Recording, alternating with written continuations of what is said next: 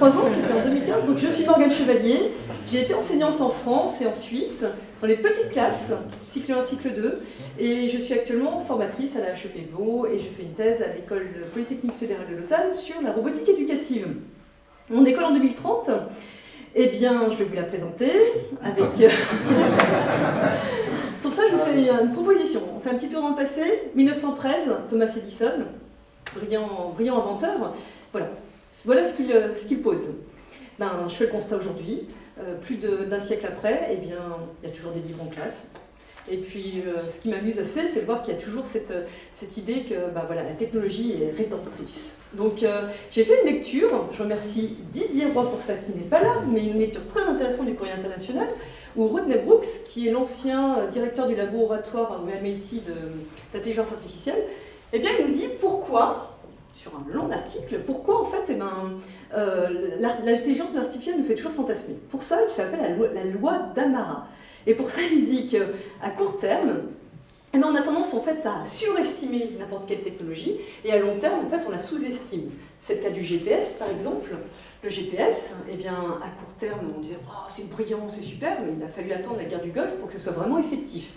Et puis voilà, à long terme, on n'avait pas vu tous les usages qu'il y avait. Donc c'est un petit peu la même chose avec l'intelligence artificielle.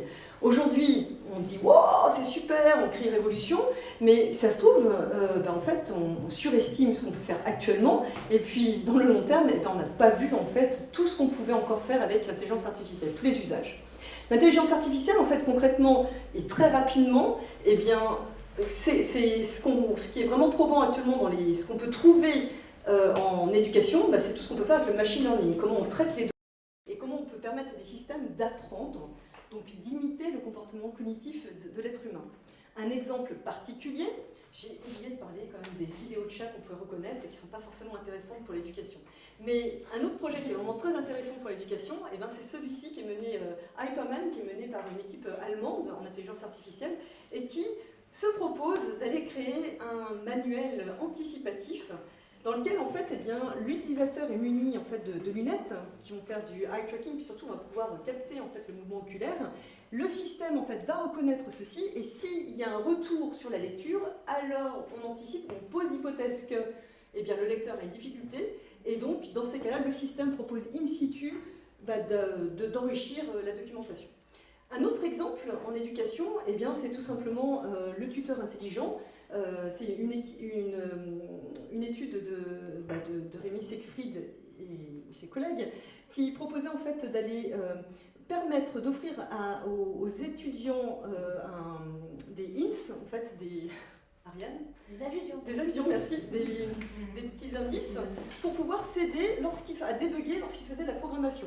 La tâche juste avant, vous l'avez vu, c'est permettre au petit Mio de se déplacer dans un labyrinthe. La tâche est assez simple, mais voilà, le système offre par rapport au contexte des améliorations. Alors, ces deux exemples, ils vous permettent... Super stressant. Ces deux exemples, ils vous permettent en fait de ce qu'on appelle la révolution. La révolution technologique, c'est quoi ? On dit que les machines vont penser comme les hommes. Mais en même temps, nous, on a une révolution qui se passe au canton de Vaud, maintenant, il va falloir que nos élèves, ils pensent comme des machines, computational thinking. Ah, attention, ça devient intéressant. Alors, qu'est-ce qu'on peut faire ? Parce qu'on ne va pas les amener à faire de l'intelligence artificielle, nos petits.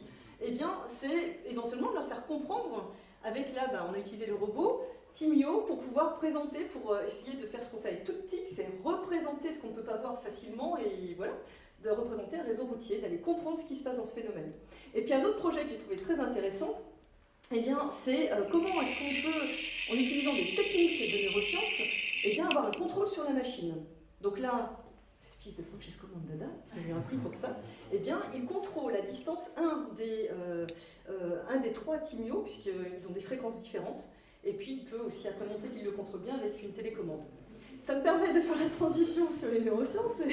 Et les neurosciences, je ne vais pas aller plus que ça en profondeur. En fait, quand je me positionne en tant qu'enseignante, les neurosciences, c'est quoi ? C'est ceux qui ont fait des recherches et qui me disent que pour bien apprendre et bien mémoriser, il faut faire telle technique.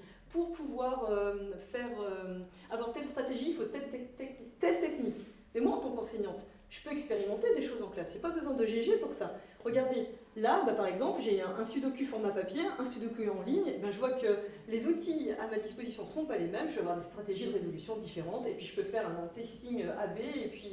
Et puis voilà. Sauf qu'en classe, je suis censée être là. Je ne suis pas censée être à la place de chercheuse. Donc, en fait, faire appel aux neurosciences, pour moi, c'est un outil.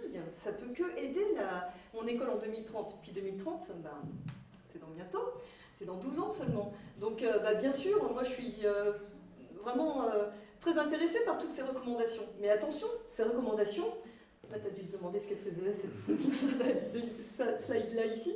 C'est un peu comme les recommandations nutritives.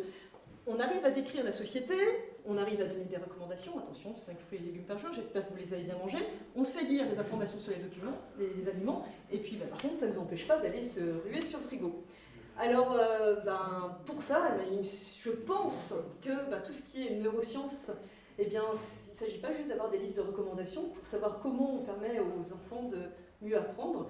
Pour ça, je pense qu'il faut avoir une logique de partenariat, de recherche-action, de collaborer ensemble. Donc moi, je me vois bien comme enseignante à collaborer, c'est ce que je fais actuellement avec des roboticiens, des personnes qui vont travailler et qui ont la maîtrise de l'intelligence artificielle. Et puis, moi, je suis OK de travailler aussi, de collaborer avec des neuroscientifiques.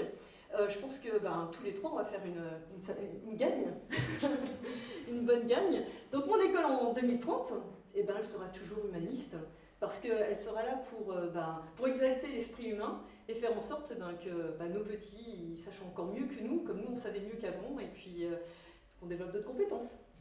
Il me reste quelques secondes.